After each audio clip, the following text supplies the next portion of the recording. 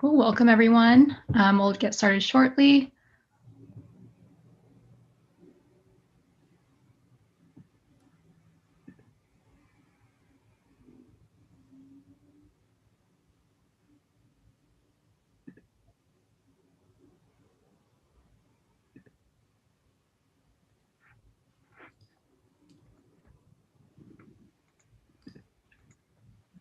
Okay, cool. Should we get started? Let's do it. Cool. So hi, everyone. I'm Johanna. I work in content at Branch, and I'm here with Steijn, Pelle, and Mada Seghete, and we'll be presenting to you today growth marketing in the modern world, and we'll be talking about virality. So a little bit about this series. This is the third of a 4-part webinar series based on a Stanford webinar course that's actually co-taught by Mada. And so today's topic, as I mentioned, will be virality. And the last session, which is on Thursday, will be on activation and retention. So hope to see you there as well. And before we start, just some housekeeping items. So the audience is muted, but you'll be able to ask questions in the Q&A bar or in the chat as the webinar progresses. And the webinar is also being recorded, so you will receive the recording and the slides tomorrow morning. We'll also have live polling throughout the webinar, so highly encourage your participation in that as well. So with that, I'll turn it over to Mada. Thank you. For those of you who didn't join the previous sessions, I'm Mada. I am one of the founders and I lead marketing at Branch. Very passionate about virality. This talk is based on the course we did, Ethan and I did at Stanford before, and Steijn was actually one of our guest speakers. I'm excited to have him with us today. My experience with virality on B2B is obviously at Branch, but also before Branch with my same co-founders, we built an app, tried to launch it, tried a lot of different things. And also I've been kind of like passionate about this. So I looked a lot at companies that use us or don't use us and what do they do well to actually drive virality. So we'll have a lot of examples in the webinar today. Yes, Steijn, I'll let you introduce yourself. Yeah, thanks, Mada. Hello, everyone. My name is Steijn. Equally excited about viral growth as Mada is. I'm a former product lead that was involved in the growth efforts at Robinhood and Coinbase. And I'm very excited to explore viral growth with all of you today. Currently, I'm starting in my own company again that builds financial tools for SMB health practices that make it fun and easy to run their business. And we're going to start with helping dentists to automate their accounts receivables. But I'm excited to talk about my viral growth lessons learned and share as much as I can with all of you today. Thank you so much for joining us. That's super cool. Okay, great. So with that, let's go into it. Virality. So, when you think about virality and why it's so hard, there's a lot of steps to get virality right. So this is an example of the basic viral loop. You have user A, he's engaging in an app, buying some stuff, playing a game, reading some news. So you have to actually have an experience or have incentives or work, and we'll talk about what the triggers are, but you have to actually get them to share. And once they share, you say, okay, well, people are sharing. But then actually a different user that either saw this link in a text or on social media, they have to click on the link. So the link or the description of the link has to be enticing enough. Then if you are talking about mobile, they actually have to go to the App Store and download the app. And in certain countries, it means that they have to delete another app because they might not have enough space. So I think, like the downloading of an app, it's easier in some places and harder in others. And then they have to engage. And then for it to really be a viral loop, they need to engage well enough so then they actually share the app again, and then the viral loop continues. The secondary version of this, so there is something called a double viral loop. So if the second user engages, and you find a way to notify the first users that the user engaged and that they're doing great, you could actually get the first user that shared to come back into the app and feel that little dopamine because they did something good, they got someone to engage, and then they might just share again. So that's kind of this idea that if you do this well, you can get the second user to engage, but also the first user to re-engage. And I think Robinhood had a great example that Steijn will cover later of how they did this. So when you think about, referrals and sharing, we wanted to also look at how has COVID impacted this. And really interesting, during the biggest lockdowns, sharing went kind of crazy. People started sharing a lot more, and they weren't outside, so they were like engaging in apps. And then as the lockdown started, being less strict, the sharing went back to baseline. What would be very interesting is now December would be a very weird month because I think it depends on the part, but where I am now in California, we've instituted pretty tight lockdowns. So it'd be very curious. It would be very interesting to see if these lockdowns are actually getting people to share more again, and if there's a correlation between how open the outside is to how much people share. So why is it important to understand viral growth? I'll let Stein cover this. Yeah, that's an excellent explanation of the growth loop, Mada. Thanks. So why care about viral growth at all? I think there are two reasons why this session today is important, and thinking about viral growth is important. First of all, it's important because it's a big growth lever to scale your business. Word of mouth, I think, is becoming more critical, especially as other growth loops like paid, for example, become more saturated, become more competitive and less open. So paying attention to viral growth is important as a result of that. Second, I think why it's important to understand this growth loop is that historically word of mouth has been harder to measure. So most teams that I've talked to, they used some version of a net promoter score or attribution surveys or social listening tools to get a sense of their word of mouth growth or their viral growth.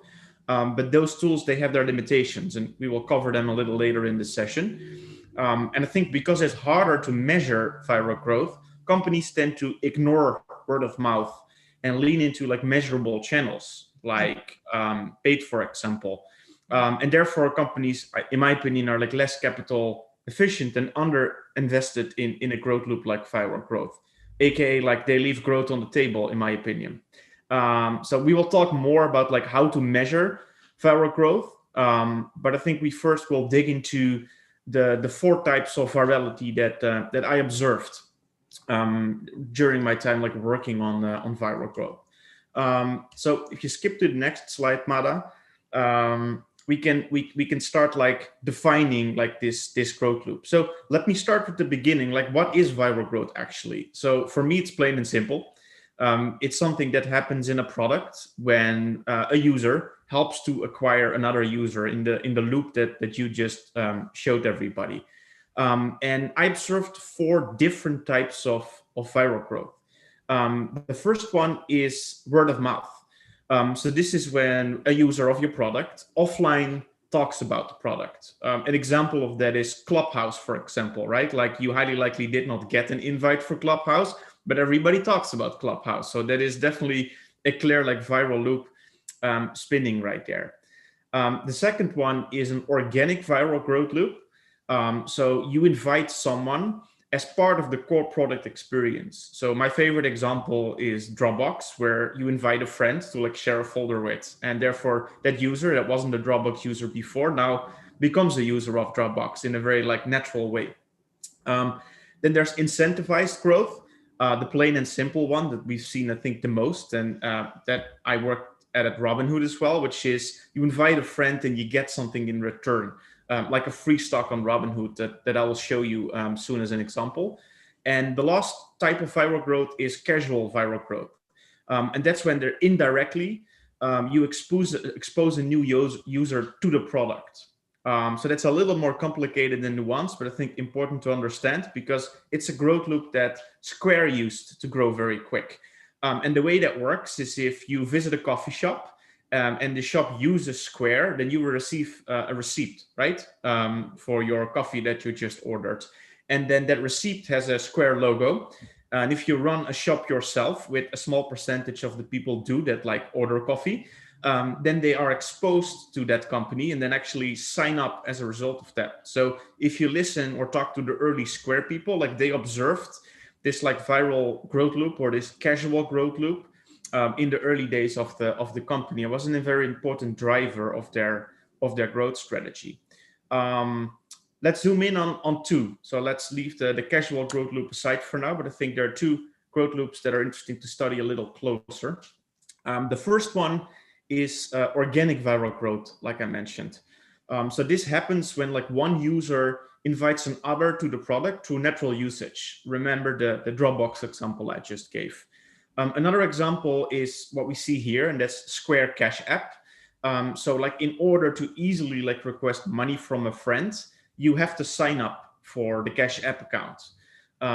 So that is like a very like natural way to like get exposed to the product, but a very effective way to like organically sign up a lot of customers. If you want to optimize an organic viral growth loop, there's an interesting exercise that I learned from the Airbnb growth team. And that is to like with your team brainstorm like where the product touches like non-users and then optimize those sharing experiences. So in the case of Airbnb, that like our wish lists or like listing pages. And there's a really good article and video on YouTube from how the growth team at Airbnb did this. So if you just Google, for those of you who are listening, like hacking word of mouth, and then I think making referrals work for Airbnb, like you'll find a really good talk from my friend Jimmy and a PM Gustav at Airbnb that worked on this kind of stuff. So I think this is an underutilized growth loop because most people think about incentivizing growth, right? And that's the next example I'm going to show you. But you can actually look at like more organic, like sharing moments in your product. And Square really got that down. Same goes for Airbnb and a few other companies. The next type that I'd love to like discuss is incentivized viral growth. And that is where you directly incentivize users to invite friends or get people onto the platform. So here you see an example of Robinhood, where for every friend you invite, you and your friend get something, an incentive. And what we found out is what worked best for our user base is that you randomly reward both the inviter and the invitee with a free stock the moment that your friend signs up. So it means that when your friend signs up, you both get a free stock, like Facebook, Apple, or Zynga, and that's randomized, the payout you're going to get.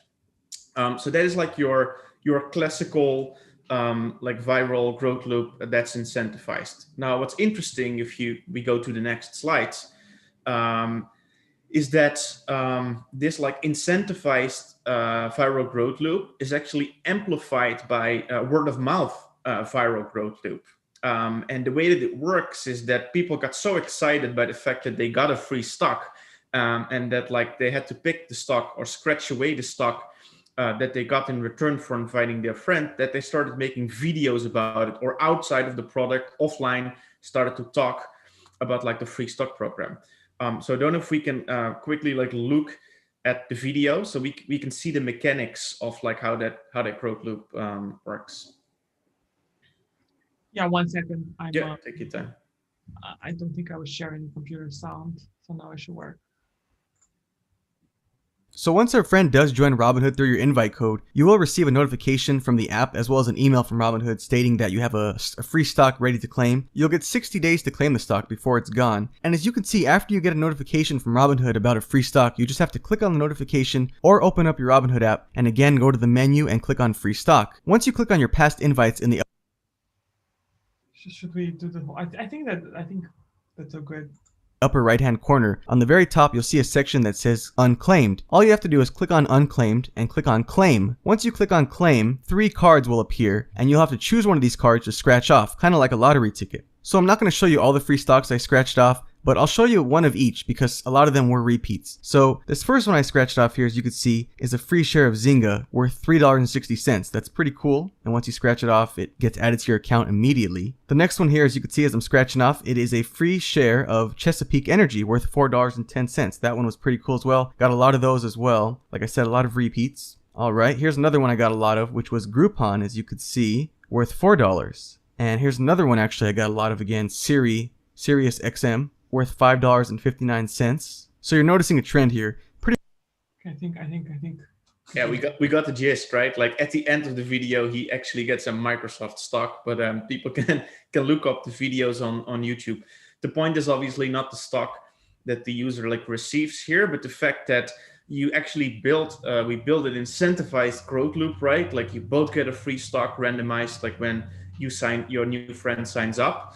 But on top of that, like we saw a word of mouth growth loop that people started to share this program on YouTube, make videos about it, but also on Reddit started posting screenshots the moment that like a customer got a Facebook stock for free in exchange for inviting a friend. Now, I think we looked at like the 4 types of viral growth, but I want to end with one example. So if we click to the next slide. So once our friend does join Robinhood through your... Not again. Is some apps, they have all growth loops. So like the Robinhood, as I showed you, had an incentivized and a word of mouth growth loop layered on top of it. But the mother lode of viral growth, as I would call them, where like all loops come together, actually exists. So if we click on the next slide, Mada, and we look what's behind the model load is the example that I quickly want to talk about, which is Lyft. So Lyft actually has all 4 viral growth loops like in their product: word of mouth, organic, incentivized, casual viral growth. So word of mouth is people obviously talked about their private driving experience, right? And the pink mustache as well in the early days, but there was clearly like offline chatter about like the company and the value prop. Then there was organic growth. So when you split your fare, like for a ride with a friend, then obviously like a user that's not on the product get exposed to it. There's incentivized growth, right? Like you might remember that little gift icon in the right top corner that says like invite a friend and get a free ride. And then there's casual growth. So when you share, for example, your ETA or arrival time with your friend. So I think this is the dream state, right? Where like you have 4 different types of viral growth unlocked and working together to like grow your business. It's very rare, though, I have to say that you will find this in your product and in your market and in your business model, but like it sometimes occurs in products, and Lyft is a really good example of that. I think there's a question about like, some people have a stock and it's easy for them to do this, but what about other companies? I was giving an example in chat about a dating company who built like a wait list, and it was like, so just access to the app, if you build enough momentum, can actually be one of the things that you share. And they're not the only ones. I think this idea of like wait list, I think Robinhood had wait lists in the early days. There's other things like I know an app called the Sana Rebel, and they did a thing where if you invited 3 people, they sent you this mat. And it was a really beautiful mat. So we'll talk more about like types of incentives. I think my biggest advice is when you think about incentives is to be creative. Sending just 20% off while it works for some, is not as good as sending something like a stock is something that you actually have, a yoga mat is something that you actually, a hoodie. We used to have something in the early days. If you invited someone and they use Branch, you got a hoodie. People really liked our hoodies, and it worked a lot better than like, $50 off. I think it's an awesome question from Doria, right? Like it's awesome that a company like Robinhood can offer stocks, but like what can a small business owner do? I think two additional like thoughts there, Mada, is like, or Doria, like I think both of us are in the conversation here, right? You can think about it this way, right? If you want to acquire new customers and you need to choose between, and we will talk about that later, like acquiring someone through a Facebook ad, like that costs money as well. So if you end up spending $10 to get someone to make a purchase on your website or on your shop, like you can also consider giving those $5 or $10 to your customer directly, right? And then indeed you got to get creative. So like we will talk about that later too, but you can also give away hoodies, like you mentioned, Mada, or content that nobody else can get, or certain features, or a quicker service, for example, or 2-day delivery instead of like 5-day delivery. So just you can think like 2 different incentives that might not be monetary, but actually are a great value add for the people you like serve, right? And that can be quicker shipping or free shipping or something like that. I would advise people to think about it this way. It's like you have a number that like it currently costs to acquire a customer, and why not give that directly to your customer, right? And make them happy with it. Yeah, exactly right. So let's talk about, how do you turn your users into advocates? How do you get people to share? How do you get them to like be your brand ambassadors? 92% of consumers trust referrals from people they know. So why is this important to do? And people are a lot more likely to buy when referred by a friend. And 43% of consumers are more likely to buy a new product when learning about it from a friend on social media. So, if you can do this, the benefits are definitely there.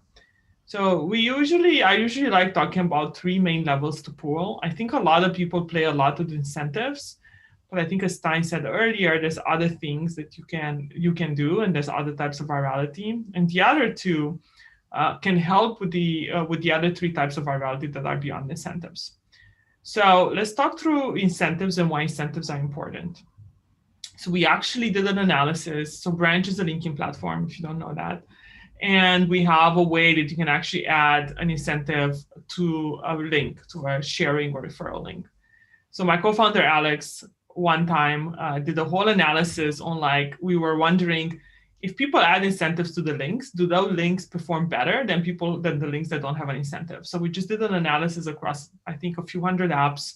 The only thing we looked at is, did the link have an incentive or did it not have an incentives? And you can see here, he's like a data nerd. So he actually plotted the conversion rates for non-incentivized referral links. And you can see, the most of them are around 30%. And then he also did the referrals from incentivized referral links. And you can see that actually they convert much, much better with a mean around 70%. And there's actually quite a big portion of them that converted 100%.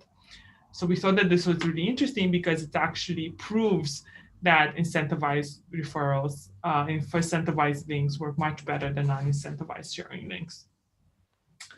So I think, as we were saying earlier, there are more incentives than just money. And Steijn, do you want to cover this slide?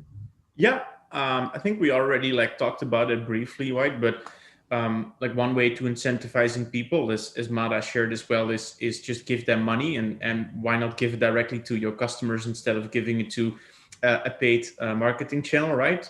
Most of the times it's even more efficient and cheaper to do that as well.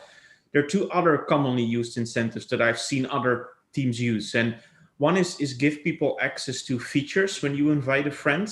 And the other one is give people access to content. And the content one is especially popular in games. So I think in general, if you're looking for ideas to optimize viral growth, is games are a great way to get inspiration from. So I remember when I worked on referrals at Coinbase and Robinhood, I always had a few games on my phone that I played with because they're really good in figuring out how to get your friends engaged or get you to the next level. It depends a little bit on your model, which one you can use. But in general, what I would do is, and what we did as well, just test a bunch of different incentives, right? Because what works for your company might be really different and your user based on what worked for us at Robinhood or Coinbase. So I've seen great examples of people using access to content for free if you invite a friend, or getting access to certain features. That's a great way to get people up that curve, right? Like you showed really well, Mada, in the analysis. Exactly. The other one that I don't think, as marketers we play enough with, well, some marketers do, is this idea of emotion. Yeah. So one of the best books I read on virality is called Contagious by Jonah Berger. So this graph is actually from him, and he's a professor at, I think, UPenn. He did a lot of studies where he actually put people in an MRI machine and looked at how their brain works and what are the emotions that drive them to share or click on things. So one of the things, so there's two main points here. One is, in general, positive emotions make people more likely to share. The happier the post, the most likely it is to be shared. But negative emotions drive more clicks. And I actually did a whole test on this with like Facebook ads, and I think I've talked about it in a previous version, in a previous webinar, where like I had, I created an audience of cat lovers and I showed them the same post, but I named it, why 7 reasons why cats are the best, and then 7 reasons why cats, you should never get a cat. And the 7 reasons you should never get a cat got way more clicks because it probably produces anger in the cat lovers than the reasons you should get a cat. So you could definitely test this. I personally haven't done a lot of marketing that focuses on negative emotions, but in the tests that I've done, they do get clicks. And then the other really interesting point that he made is that there are like these 7 high arousal emotions that make content contagious because people are more likely to click and share.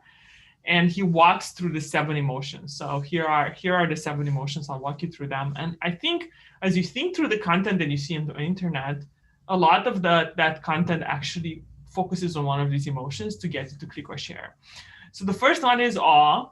And I think there are companies that work on just building videos that produce awe, that get people to actually click and watch and share with others. This is an example of one around CRISPR, around designer babies. And I got so into it that I ended up sharing it with my co-founder. And I usually don't share anything that's not work related with him, but this just like got me into awe.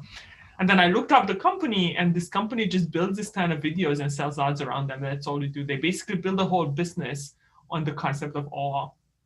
The other one was anger. This was around the election. And this was a really funny one because it actually did both anger and negative, but then also positive. So he said, this is 2 of my business school classmates. And one of them said, hey, one of them was a Democrat, one of them was a Republican. But this idea is like, why I'm voting for Trump and you should too. If you're a Democrat, you're angry, you click on it. And then the article only has 1 sentence. It says, I'm not, and you shouldn't either. So then people are more likely to like be surprised, positive. So it was on Medium, but it had like thousands and thousands of likes for an article that's 1 line. I think that was pretty smart. The other 2 that also I haven't done much around, but I've seen a lot, I've definitely fallen on clicking on things, are anxiety and fear. I think when people feel anxious, they're more likely to like check something. An example, how images improve or destroy your conversion rates. I'm like, oh, am my images right? Am I like doing it right? Like this idea of anxiety, and that fear is very tied to it. Am I, like being scared at something? And I think, if you look, a lot of like things that went viral around COVID that were fake news were like taking advantage of these 2. I haven't figured out the way to do it as a marketer myself, but I think they do work. I think it just depends if that's something that you want to like work on with your brand. And then the last 3 are this idea of joy. Joy, I mean, when something produces joy, I think that's why cat and dog videos go so viral, or cute animals that are being rescued. The other one is lust. So like the whole retargeting industry is based on lust. This is an example of a Chinese website that sells dresses on Facebook, and I saw one, and then they showed me that dress everywhere. They followed me with it, and I just wanted it, so I ended up buying it. And I probably wouldn't have if they didn't show it to me that much, but they kind of like going on this idea of lust. You want something and it gets you to want it more. And last but not least, surprise. I think curiosity and surprise are huge, and I'm sure you've seen like, you won't believe number 7, even the Robinhood example. The scratchers are like this idea of surprise. Like, I think that's a very interesting thing that you guys took from gaming that I'm sure, build on the engagement, and you want that dopamine level. You're curious, you get a surprise, and then you get like, like a really good feeling. So then you share it with more people, so you get that feeling again and again. Oh, these are my example of the virality of the cat ads. And you can see that the share rate is much higher for the positive, but the click rate is the highest when the emotion is trying to get its anger. So, I think the other important thing in today's world, and I see a lot of questions, but we'll get to them towards the end. I think it's, we'll try to leave 10 minutes at the end to go through all the questions.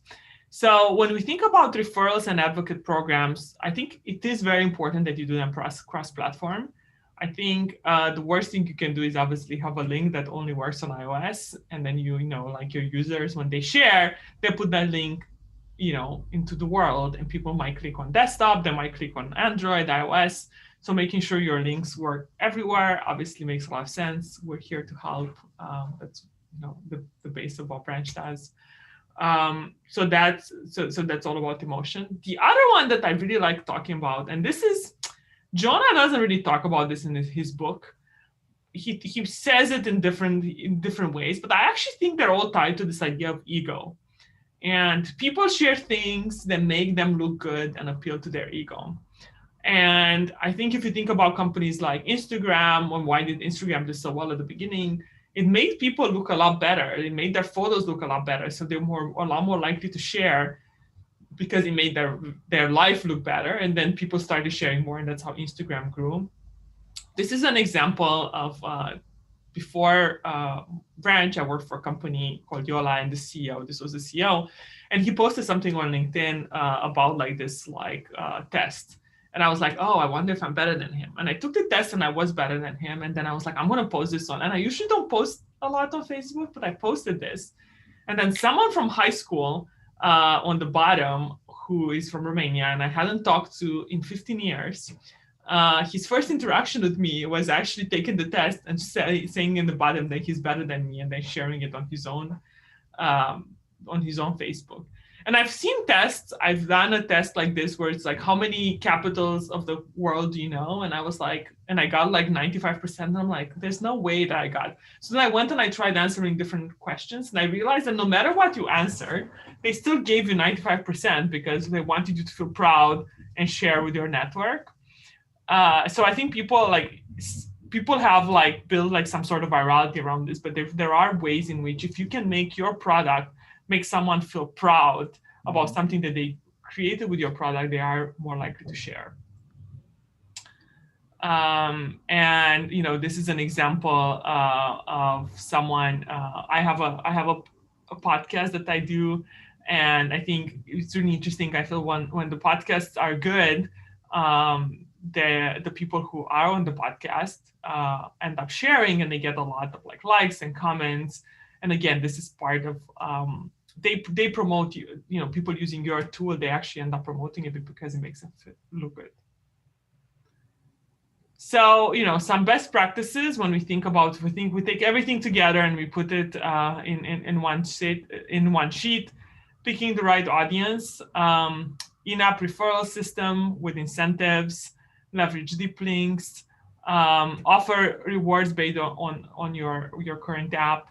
If you can only incentivize one, actually sometimes better to incentivize the person who is being referred instead of the person referring, because sometimes ego can care more about people feeling like they're doing something good, sometimes has more power than them actually getting something. And one interesting thing there, I mean, in general, you should incentivize both. I think that's what the research says. And then you could also test deep link influencer marketing campaigns around this. These are some examples of like companies that have done it well. This is Strava, who has a social sharing. And one thing that's really interesting here, when they do the sharing, they don't just share a link, but they actually share a video that gets the user to be curious, and then the link with it. So I think that's something that is really interesting. So, and I think you start to see more and more of that when someone shares, instead of just sharing a link, sharing a preview of what the user is going to get. That's helping with that step in the viral loop of someone actually clicking on the link and downloading.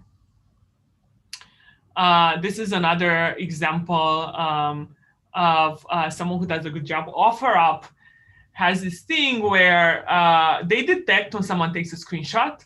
So if you're in the app and you're taking a screenshot, they're assuming that if you take a screenshot, you actually are sharing it with someone, but you don't know how to share. So they actually say, they actually come and say, oh, you create a screenshot. They create a deep link to that particular item, and they then prompted you want to share this to make it incredibly easy, because they actually know that it's much easier for someone to if they just share a screenshot, that person might not look up OfferUp. They might but versus if they actually send a link in addition to the screenshot, they might gain a new user. So they're almost like predicting, they're looking at the behavior and they're predicting what the user wants to do. This is an example of Yelp, and they make the sharing feature easy to find. They give really good content preview, and then the thing here that they do is like they actually deep link you to the content if you have the app, and if not, they actually take you to mobile web instead of the app store, so you actually get taken to the content. And then, integrating, I think Apple and Android make it fairly easy with their native share sheets. This is the Apple one. I've actually built an app and integrated one myself, and it was actually quite simple to do. So making sure you add, and it's crazy how many startups I see that don't have sharing. I think one important thing, if you do have an app, at least this is like, the bare minimum. Another example here is a company called Ecobee that has something, they show you and they prompt you to invite new members on the main screen, and then they give you a link that actually expires. So I think this idea of creating, urgency is a big thing here. So you're not just have a link that doesn't matter, but it's a link that can expire. So then you can actually, if you share with someone and they don't join, you push them to do it in the short term. And then, when they go, then you can create an account and then you actually can join the home of the other person. Mada, there's a question related to your Yelp example from Garrett. He asks, can you expand on why Yelp redirects to mobile web if the customer doesn't have the mobile app? Yeah, so I think that's a really interesting one that I think different companies test. When users want content, I think it's best to take them to that content as soon as possible, especially if they don't actually know I think I've made this analogy before, but apps are like dating. And if someone's coming from a link from a friend, they might not be, familiar with the company. Obviously, Yelp is a really big company, and a lot of us use Yelp. But the problem is, if you take them to the app store, you might lose them. They might get frustrated, and they might not actually get to the content. Mm-hmm. If you have the mobile web built, it's good to actually send people to the mobile web first, and then show them once they actually get the preview of the content, they start engaging with it. Then you can show them a mobile banner that takes them to download the app, but they're more bought in than just them clicking on a link from a text. So I'm pretty sure Yelp tested sending them to the app and looked at drop-off rates if they send them to the app and deep link them to the content after install, which Branch can do, versus taking them first to the mobile web to the content and then showing them a banner later on to convert them to the app.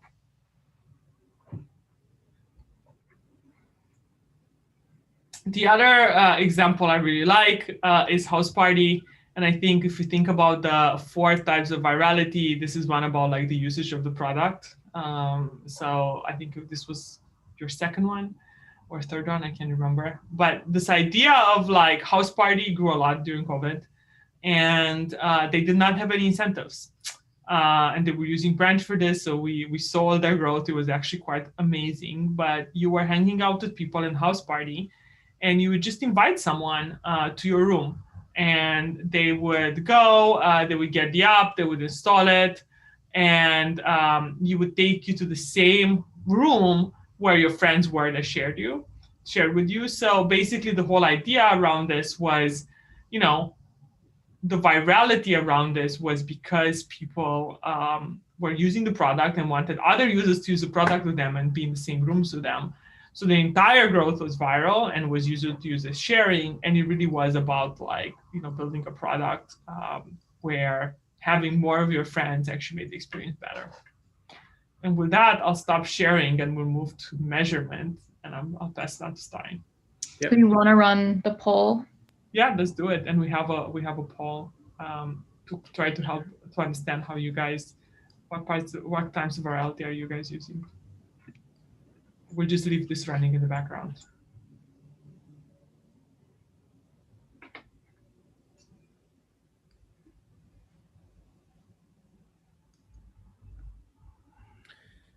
Maybe while we're rating Mada, like, do you want me to continue, or should we pick up a question? I can pick up. I love the misuse of virality. I think that's a really good one. I think, the biggest misuse of virality is tricking someone into inviting people. And I think a lot of companies have done this. Even LinkedIn did this in the early days. But we have seen people using Branch, and we would be like, what's going on? Why are they growing like crazy? And then we would see that it's actually a company that trick the user into inviting everyone on their list. And I would say that those are really bad. And you can, I know a few of them, and I've actually followed them around to see, like, are these companies going to actually be successful in long terms? Some, like LinkedIn, got over that, understood that was bad. But others, I think, they saw a lot of short-term growth, but it wasn't sustainable. So I think the negative of, like, oh my God, I just invited my entire thing without even knowing. And some people obviously understand that it's pre-checked and unchecked, but some people just do it by mistake. I think that can be very damaging. So I do not recommend that. While I know some of those companies got very short-term gain, then they raised money, but then they just couldn't maintain the growth. So I would say don't do things like that. I obviously help people share, but make sure they're sharing because they love your product or because they're incentivized, not because some UX thing that tricked them into sharing. I agree there. Like every growth loop, a viral growth loop is an extension of a awesome product that people get value from, and you want to help them to tell their friends or incentivize them to do so, right? But it starts with providing real product value and then enabling the user to do that more easily. Like, the line is tricking people into doing things they don't want, and I think you should avoid that at all costs, because to your point, retention or consistent happy usage of a product is your only long-term growth strategy, right? It's not temporarily growth spikes in your cohort or in your user base. That's not a sustainable and healthy business model in the long term. So I think that's where the line is. Should I jump into measurement of virality? Yeah, let's do it. Of the time? I'll answer some of the Q&A while you talk about virality. Yeah. Awesome. So I think where we are is we understand the different types of viral growth, right? And Mada shared examples of different viral growth loops, but how is it measured? Because like I mentioned earlier, it's why it's important to understand viral growth and why not a lot of people maybe worked on this in the past, because it was hard to measure. So let's discuss two popular output metrics. One is the viral coefficient, also known as the K factor by some people, and the other one is a newer one, which is called the word of mouth coefficient. So let's start with the viral coefficient first. This helps you measure, for every new user coming into your product, how many friends do they bring in. So the first thing you look at is how many invites are sent by each user. And the second thing you then look at is the number of invites sent that then convert into new customers. And I'll walk you through an example. So let's say there are 5 invites sent by each user on average, and 20% of those invites convert into someone that signs up for your product. Your viral coefficient is 1.25. And for those of you who've seen the viral coefficient before, or heard of it, this is awesome, because it means that your viral coefficient is above 1. And that means that you have exponential growth. Party time.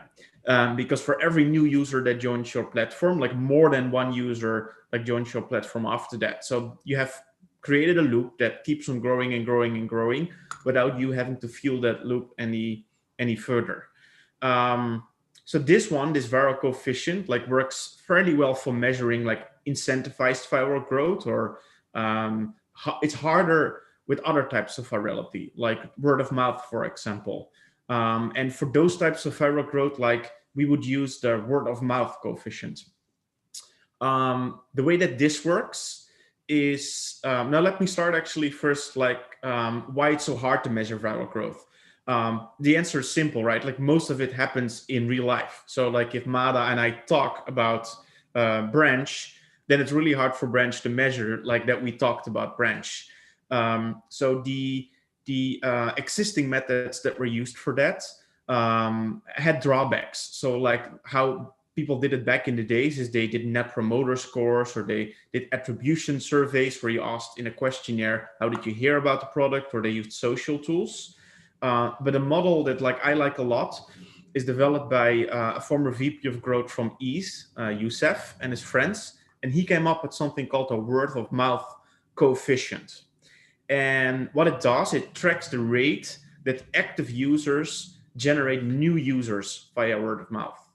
So as you can see here, there are like two components to that. The first one is the new user.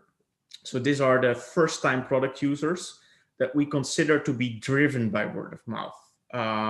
And these are the ones that like are hard to track or not to track back to another source, right? Like paid digital, for example. And this is the numerator that we are actually trying to predict with this like measurement type. Then the other component is the denominator, which is the ratio of anyone else. So these are your active users, your returning users, and your non-new organic users. So the time period you pick for this, like it depends a little bit on your like retention metric of your product. So for some products, that's like daily or weekly or monthly active usage. But that's something that like you need to look at like yourself. It's a little bit more of a complicated measurement. So let me give you an example there as well. So if the denominator of your word of mouth coefficient is weekly active users, for example, and your coefficient is like 0.1, that means that every weekly active user generates 0.1 new users per week via your word of mouth channel. Or in simpler terms, like for every 10 weekly active users, they will generate one new user via word of mouth. So it might, for this session, like go too deep in like how to exactly measure this and how to act upon this word of mouth coefficient. But a really awesome article that Youssef and the people from Reforge wrote, you can find if you Google word of mouth coefficient. And on the Reforge blog, you will actually find a good article, like two articles actually, one that describes this metric, and then like how to measure it, ranging from the simple method if you are a small startup with Google Analytics, all the way up to like fairly sophisticated ways where you involve data scientists to measure this word of mouth coefficient. But these are the most common measurement types that I've seen: the viral coefficient for incentivized viral growth channels, and the word of mouth coefficient for viral growth channels that like are driven by word of mouth. Let me pause there for a second, but because that was a lot. And I think before you wrap, I want to dig into one more topic. Now we know the measurements of viral growth, and we looked at the different types. And that is about, okay, I'm running a business right now, like most of you I bet do.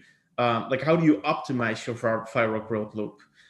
So let me share like what we did at Coinbase and Robinhood, and most of the other growth teams I interacted with like approach this.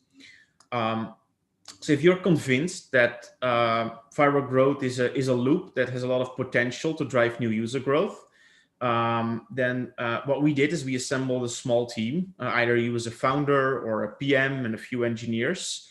And what you guys do is first map out your existing viral growth loop. And the way to map it out is literally like a funnel or a growth loop. So you want to know like what your exposure rate is. So like of the X amount of users you have on your platform, how many actually do see your viral loop? And then that gives you the exposure rate. The second part is like, what is the participation rate in your viral loop? How many people that like see the program actually end up inviting? And then the final one is your acceptance rate.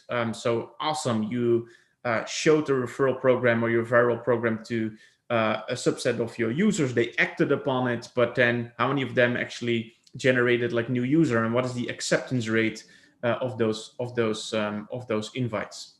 When you know those numbers, you obviously can see that there is like room for growth in your exposure rate, and you can then benchmark that against what is a common exposure rate, or there's work to do in your participation rate or in your acceptance rate.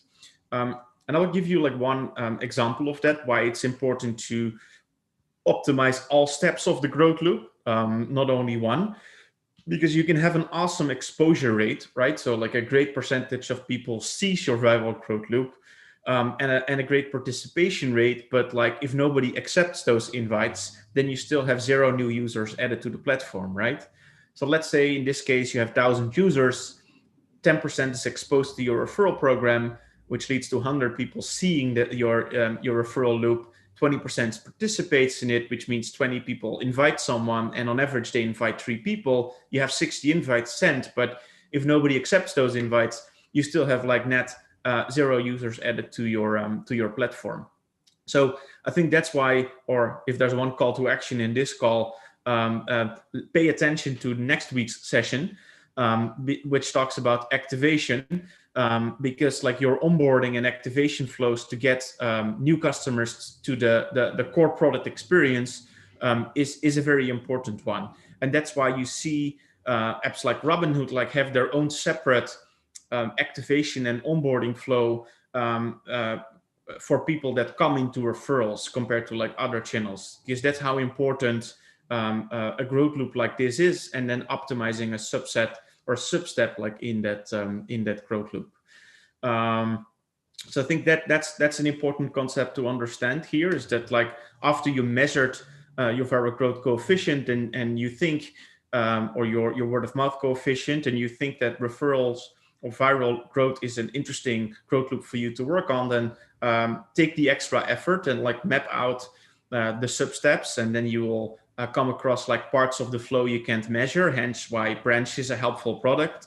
This was my plug because we used it. I did not get paid for this one, Mada, but it helps you understand your growth loop better, and then you can intervene in steps of the process. So that's something that we found most helpful, because this helps you to like act upon your viral growth loop and start running a targeted set of interventions in a substep of your loop.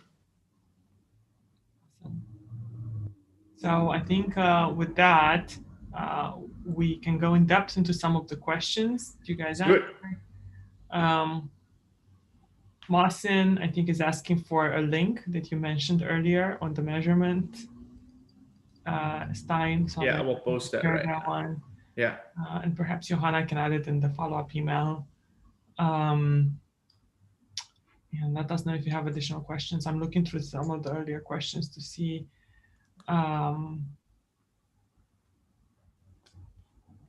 Yeah, so I think on the good examples for an incentivized referral, I think I actually know the Brex guys, and I think there's a few different other apps around this. I think you could give people, you can make like a club where if you're part of the club, you actually get the delay when you have to pay your bill by a few days. You can get extra features. I think some of these like companies have done things like if they have a credit card, but not everyone can, there's a limited list for something like their credit card. So in order to join, it takes, like you have to share, and then if you get enough points, you actually can get on the list to get a card. I've seen some European, and I think a new bank in Brazil did something similar as well.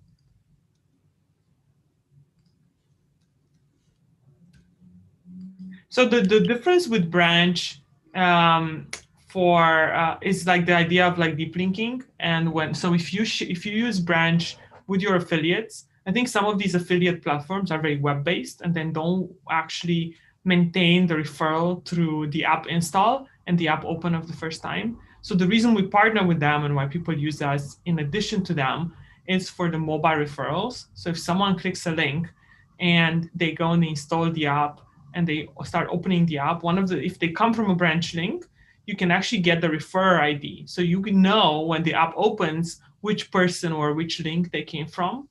And we've seen companies do some really interesting things, like when you open the app for the first time, they give a welcome from the person that invited them and show them the picture of that person.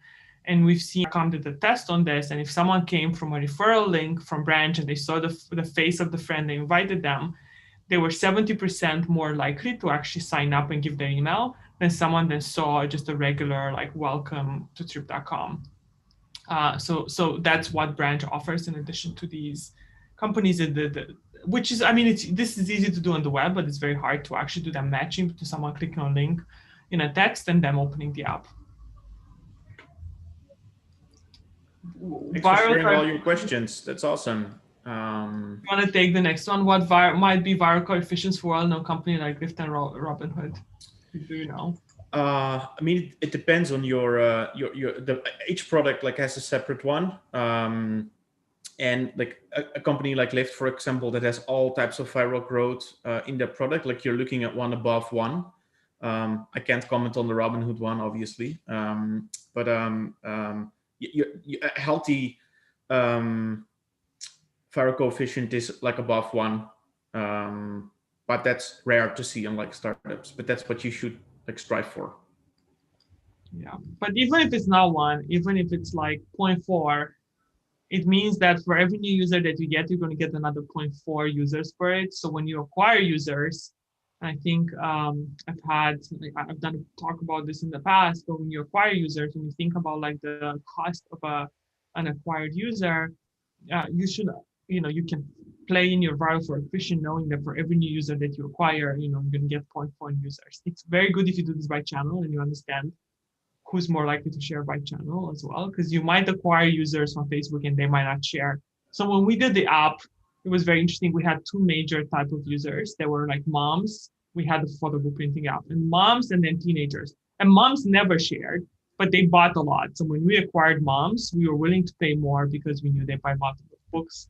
But we also had teenagers in long distance relationships, and they were very likely to share, but they would never buy more than one book and they didn't have as much money. So we got them, we would give them certain incentives that were different than moms, because with them, they would buy less books, but they were sharing and making our product viral. Mada, maybe one this is a very important thing to stretch. So like if people want to take one thing home from this, I think it's this one. It's a really good way to look at this, right? So I wouldn't look at it like, is your viral coefficient like 0.4, like 1, but more like, is this the most efficient, scalable way to acquire customers, right? And you're right, like you're spending X amount of dollars currently to acquire a customer, or rupees, or like wherever you are in the world, right? And then the customer generates X amount of revenue. And I think what you should do is like look at what is that ratio of your CAC to LTV currently, right? Like for a certain channel, and how does that benchmark against your like referral program? And what I've seen over the years is company, they underutilize referrals or viral growth as a channel because they're used to spend most of their money and budgets on other channels, where you showed a great graph. If you start incentivizing people even more, and there is like a tipping point where like it doesn't work anymore, right? Like you've incentivized the people that are willing to share something, but there's most of the times a lot of like room for growth. So the way what I would look at it for your business, like if you generate X amount of revenue per user, and then there's a percentage that you're willing to spend on acquiring that customer, right? Which is, I believe, like typically 25 to like 30% of your like lifetime value. And this depends on the type of company and the type of investors you have and the type of business you want to run. And then you can decide to spend that money on acquiring customers. That's most of the times how I see smart teams like set their payout or their max payout for referral programs and test around that point that they're willing to like spend. So I think that's the right way to like look at it, is just look at your CAC LTV, and then the final one is your payback period, right? So what I've seen over and over again is that not only is it like cheaper to acquire customers to referrals, and they retain better because they came in referred to friends, so their cohorts look better, but the payback period was also shorter. So they're also like better performing customers. And from that perspective, it might be a really like interesting channel to tap into. It is harder to measure, and you need to instrument your flows more, right? So it's harder to get to like what actually happens in this growth loop. But it's definitely a very interesting one to experiment with. I know we're out of time. I will say for Mohsin, I hope I'm saying your name right, for your question around ambassadors and super users. I think this can work really well, and this is usually where companies work with branch and an affiliate platform. Some examples I've seen is you find these super users and you give them an incentive for every user that they drive. There was like a workout company that did this really well in Brazil, and they had the super users post workout videos, and anyone coming in, you to be able to like watch the whole video, you would go from the link into the app, and that incentive worked really well. And they had a lot of these super users, but they usually had, in addition to the links that tracked it, they had like a platform that helped them actually incentivize and give them money or something for it. I think that has worked really well. Thank you everyone for joining. This was awesome, such an engaged audience.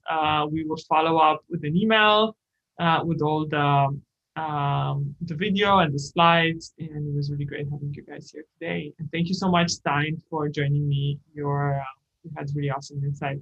That was fun. Thanks everybody for the great questions, and keep on growing your business. It's good for the world. Awesome. Thanks everyone.